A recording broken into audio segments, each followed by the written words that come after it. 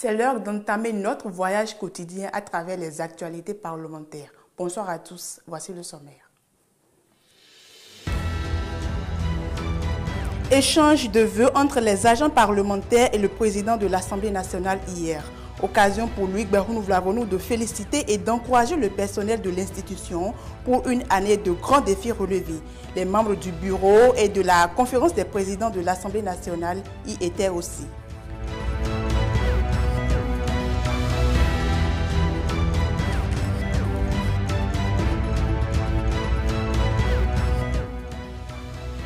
Fin de la deuxième session ordinaire de l'année 2023, le groupe parlementaire Union progressiste Le Renouveau a fait le point des lois votées pendant les 3 mois des travaux menés à l'hémicycle. C'était hier au cours d'une conférence de presse ici même au Palais des Gouverneurs.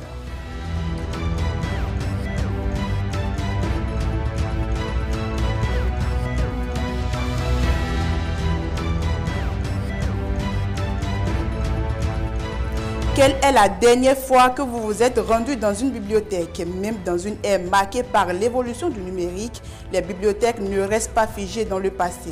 Le magazine du jour nous en dira plus en fin d'édition.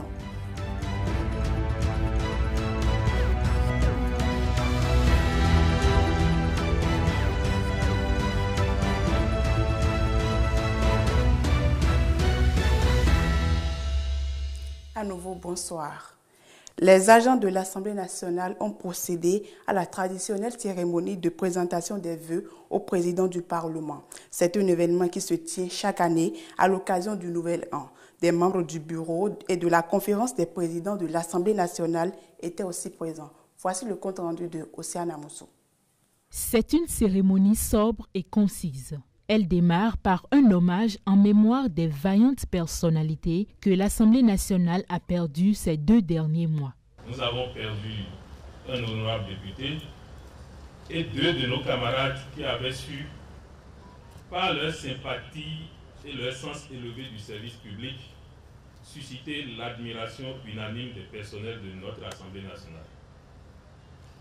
Je souhaite, Monsieur le Président, en préambule à mon propos de circonstance, que vous me permettiez de rendre hommage à leur mémoire en faisant observer 1 minute de silence. Je vous remercie. Devant le président de l'Assemblée nationale, les membres du bureau de l'institution, ceux de la conférence des présidents et l'ensemble des agents parlementaires, Fulbert Akapo se confond en gratitude à travers ces mots. Monsieur le Président, il m'est difficile, en la circonstance, de résister à l'envie et au devoir de vous remercier pour l'ensemble des œuvres qui ont été les vôtres en notre faveur pendant l'année 2023. Ces vœux de paix, de longévité et de santé, mes collègues et moi les voulons comme un beau soleil qui, en luisant pour vous, n'est point à omettre au-delà de vous et des notables ouvriers associés à l'œuvre, d'étendre ses rayons vers les 12 millions de Béninois dont, comme parlementaires, vous êtes les représentants. Pour que l'institution parlementaire puisse continuer à avoir cette belle image qui est chère au président de l'Assemblée nationale, une invite spéciale est lancée à tous par le chef de l'administration parlementaire. Chers collègues, je voudrais nous inviter à consentir davantage d'efforts et de sacrifices pour réussir chacune et chacun la mission qui est la sienne. Je voudrais donc pouvoir compter sur votre disponibilité et notre mobilisation pour faire de l'administration parlementaire un outil modèle et performant d'appui à la réussite de la 9e législature. En réponse à ces vœux, Loïc Berhounouv-Lavonu exprime sa gratitude envers le personnel parlementaire pour son engagement et son sacrifice au service de la nation.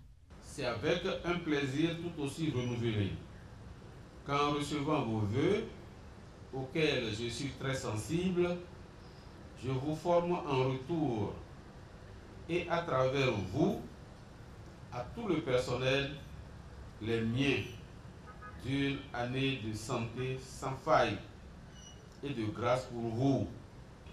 J'apprécie hautement la qualité de l'accompagnement de chacune et de chacun d'entre vous, et je sais pouvoir compter davantage sur vous pour relever les prochains défis qui se poseront à nous.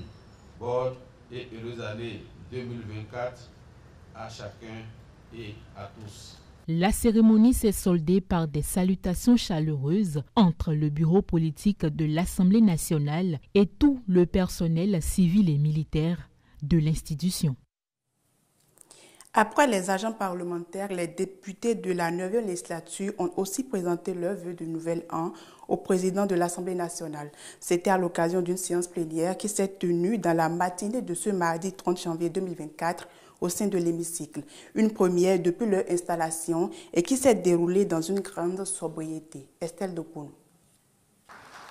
C'est en sacrifiant à une tradition parlementaire que les députés de la 9e législature se retrouvent ce jour pour présenter leurs vœux du nouvel an au président de l'Assemblée nationale. Depuis son installation en février 2023, c'est la toute première fois que la 9e législature procède à cet exercice. Et c'est le premier secrétaire parlementaire, Maounio Kakpo, qui porte la voix de la représentation nationale.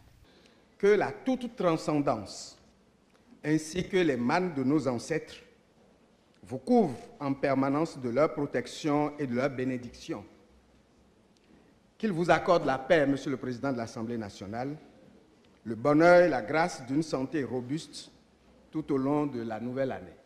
En réponse aux vœux de ses pairs, le président Louis Gbéou Vlavonu réitère son engagement dans l'action législative aux côtés des parlementaires. Je voudrais vous dire combien j'ai été sensible aux paroles aimables, voire élogieuses, que par la voix du premier secrétaire parlementaire, il vous a plu de m'adresser.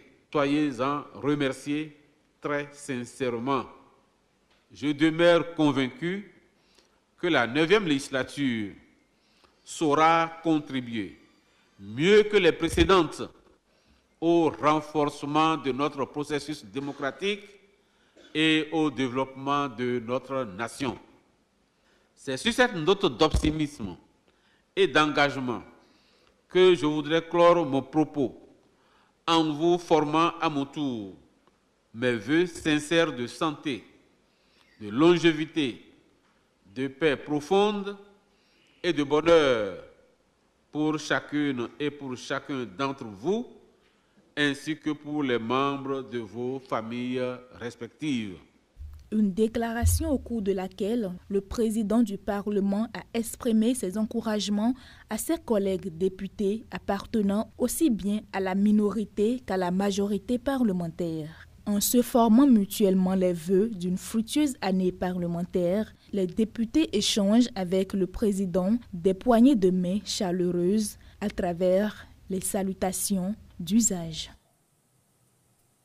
Juste après cette séance d'échange de vues, le président Louis Gbéou Vlavonu a procédé à la clôture de la deuxième session ordinaire de l'année 2023. Ceci conformément aux articles 87 de la Constitution et 4 du règlement intérieur du Parlement. À l'occasion de cette même séance plénière, la première autorité de l'institution a fait le bilan des travaux effectués ces 3 derniers mois. Nous avons ensemble autorisé le président de la République à ratifier ou à adhérer à 6 instruments internationaux. Au cours de cette deuxième session ordinaire de l'année 2023, l'Assemblée nationale a examiné 19 questions orales avec débat. Diverses autres activités ont été menées au cours de la période sous revue. Le détail se présente comme suite. Adoption le 2 novembre 2023 du rapport d'activité du président de l'Assemblée nationale couvrant la période allant du 1er avril au 30 septembre 2023. Le discours du président de la République sur l'état de la nation devant la représentation nationale, conformément aux dispositions de l'article 72 de la Constitution. C'était le 21 décembre 2023. Troisièmement, la présentation en ce jour des vœux de nouvel an des députés au président de l'Assemblée nationale. Chers collègues, malgré la particularité de cette session consacrée prioritairement à l'étude et à l'examen du projet de budget de l'État pour la gestion 2024, nous pouvons nous réjouir d'avoir accompli nos missions constitutionnelles, à savoir le vote des lois et le contrôle de l'action gouvernementale. Plusieurs autres activités ont été menées en dehors de l'hémicycle, notamment les séminaires, ateliers et autres missions statutaires ou non. Je voudrais rassurer les députés que toutes ces rencontres seront prises en compte avec précision dans mon prochain rapport d'activité qui, ma foi, sera certainement voté à l'unanimité. Conférence de presse du groupe parlementaire Union progressiste Le Renouveau ce mardi matin à l'Assemblée nationale. Nathan Aké et ses collègues ont fait avec les hommes des médias le point de la dernière session ordinaire de l'année 2023. La conférence de presse a également été l'occasion pour le groupe parlementaire de repréciser ses points de vue sur certains sujets d'actualité. Latif Bouni pour le compte rendu. Chez les députés UPR, c'est une habitude cultivée.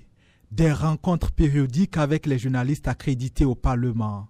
Ce mardi matin, les élus de ce parti font le point de la deuxième session ordinaire de l'année 2023 avec les journalistes. Une session marquée par une hausse considérable de lois votées au profit du bien-être collectif. Outre le budget de l'État, nous avons adopté plusieurs autres lois que sont la loi numéro 2023-02 portant règlement définitif du budget de l'État pour la gestion 2021. Ce fut adopté le 11 décembre 2023. La loi numéro 2024-09 portant loi cadre sur la planification du développement et l'évaluation des politiques publiques en République du Bénin. Une loi d'une importance capitale. La session qui se referme ce jour a aussi connu un peu moins d'une vingtaine de questions adressées à l'exécutif. Un contrôle de l'action gouvernementale exécutée avec fierté.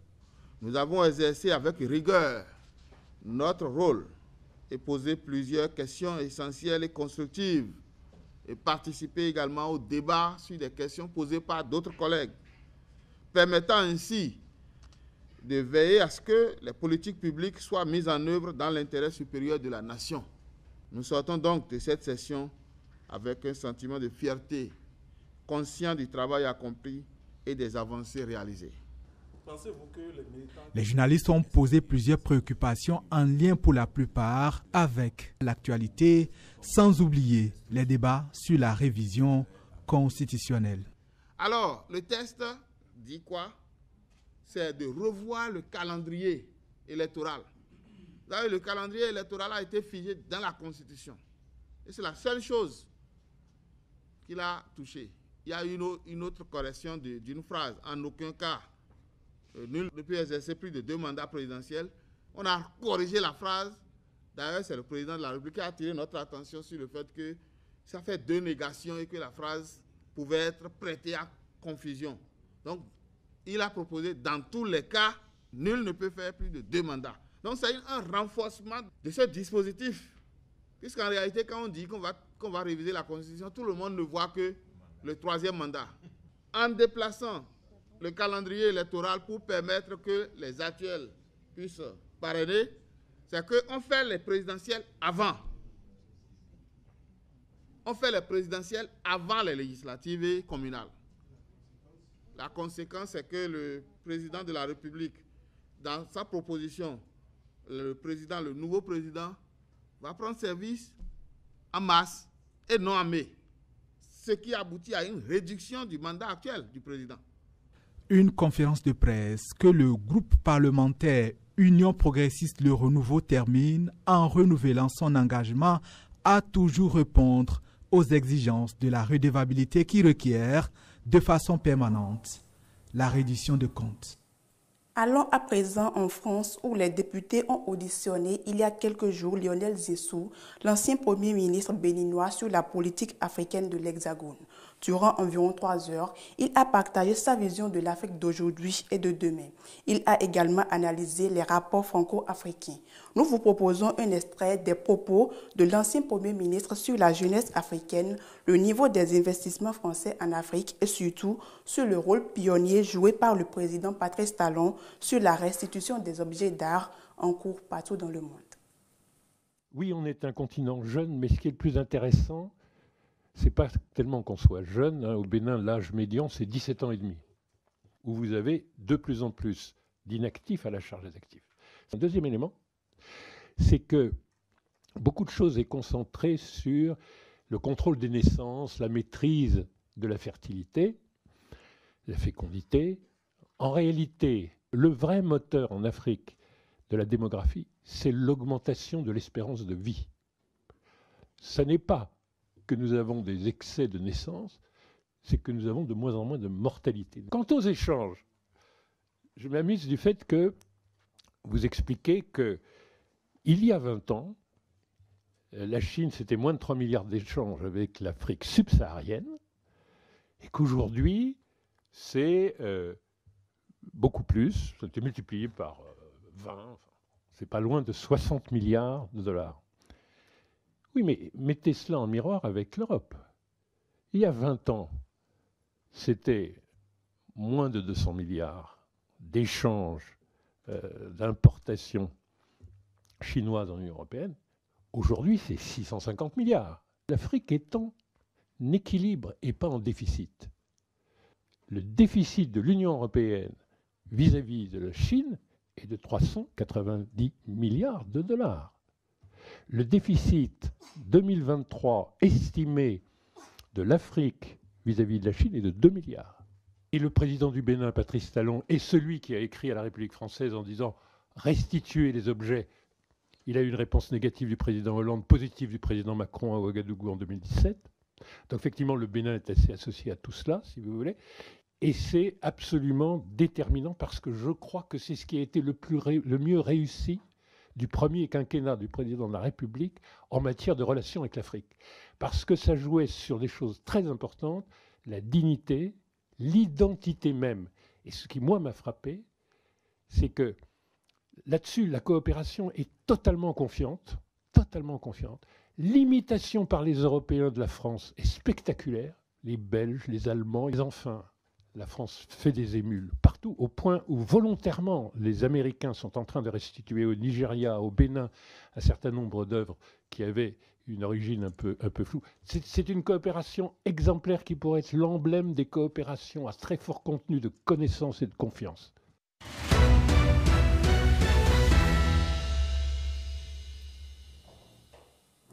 Ce mercredi 31 janvier 2024, nos confrères sont revenus sur les dernières actualités parlementaires. Ilyas Adeleke pour les précisions. Mesdames et messieurs, bonjour.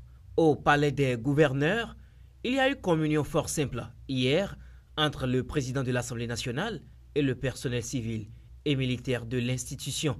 Le quotidien d'Abarou, dans sa parution du jour, révèle que Louis Vlavonou reçoit les vœux et le soutien du personnel à l'Assemblée nationale. Mon confrère rapporte que le président de l'Assemblée nationale, Louis Vlavonou, a reçu les vœux du nouvel an du personnel civil et militaire de son institution le mardi 30 janvier 2024. Occasion pour le personnel de lui réaffirmer son soutien pour tous les efforts qu'il fournit pour l'amélioration de leurs conditions de vie et de travail. L'événement s'est déroulé au jardin du Palais des gouverneurs à Porto Novo. Cette cérémonie, qui est conforme aux usages parlementaires, a connu la présence des membres du bureau de l'Assemblée nationale et de quelques députés. Pour le journal La Primeur, cette cérémonie de présentation de vœux à l'Assemblée nationale pour le compte de l'année 2024 est un nouveau pacte entre le président Loïc Béounou-Vlavonou et les députés. Actualité politique à présent, avec le sujet qui défraie la chronique en ce moment, à savoir la révision de la Constitution. Le Télégramme nous apprend que la proposition de loi de révision de la Constitution est attaquée devant la Cour constitutionnelle alors que la proposition vient juste d'être affectée à la Commission des lois pour étude, écrit d'Aïbi Info. Avant même l'étude de ce dossier par la Commission, le parti LD a déjà clairement affiché sa position. Les nouvelles du jour renseignent que le parti Les Démocrates et toute l'opposition s'opposent catégoriquement à la révision de la Constitution. Et à ce sujet, le quotidien Matin Libre parle déjà d'un possible consensus. Mon confrère s'interroge et cherche à savoir si le référendum était une option envisageable. Fin de cette revue de presse.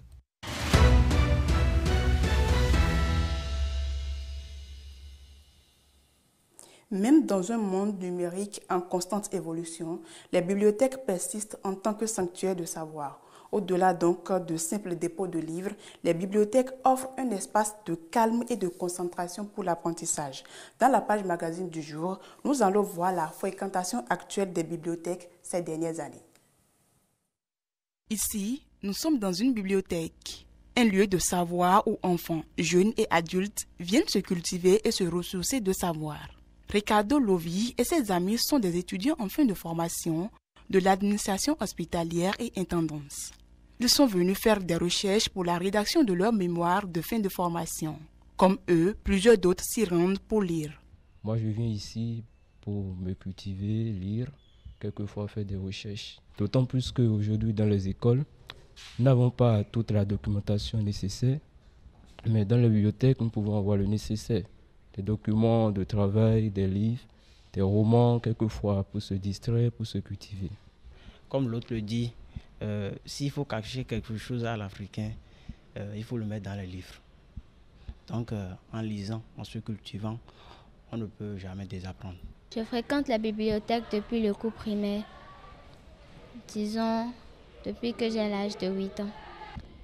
Quand je viens dans une bibliothèque, c'est pour faire des recherches, approfondir mes connaissances, faire grandir mon bagage intellectuel ou tout simplement pour faire des exercices pour les cours. Quand nous jetons un regard sur les programmes d'études en cours dans notre pays, où l'apprenant est mis au centre de son apprentissage, il n'y a pas autre raison que de dire si les bibliothèques n'existaient pas, il fallait les créer. Le nombre de bibliophiles que nous recevons chaque année sur l'ensemble de ces réseaux-là, c'est plus de 2 millions de visiteurs. Ça, c'est le chiffre de l'année de 2022. Au-delà des livres qu'elles permettent aux usagers d'accéder, les bibliothèques jouent également un rôle de socialisation. Les centres de documentation, ce n'est pas que des livres, c'est toute une activité d'animation autour. Et d'ailleurs, c'est ça qui rend plus dynamique les bibliothèques ou les centres de documentation. Donc, il y a les clubs de lecteurs, les clubs de Pelle et moi, des clubs de génie en herbe, autour des livres. Et quand c'est comme ça, les enfants ont du plaisir à fréquenter les centres. Combien de parents sont capables d'acheter tous les livres à leurs enfants? Impossible. Impossible. Très peu de parents peuvent le faire. Très peu de parents peuvent le faire. Mais les élèves, en venant dans nos centres de documentation, ils ont tout ce qu'il leur faut pour l'apprentissage à l'école. L'avènement des multimédias a changé la nature de la bibliothèque. En plus des rayons classiques, le numérique offre d'autres rayons accessibles en un clic. Un atout de plus pour les bibliophiles. Les pays les plus développés aujourd'hui, les États-Unis, la France et bien d'autres, ils ont encore des bibliothèques physiques. Pourtant, ils ont ils sont très avancés au plan numérique que nous. Les bibliothèques numériques et les bibliothèques qui disposent des livres physiques sont complémentaires. Amener les enfants vers le livre, un pari pour l'avenir. Un combat que parents et formateurs se tiennent à mener au grand bonheur des bibliothécaires. C'est tout pour notre journal aujourd'hui. Merci de nous avoir suivis et prenez soin de vous.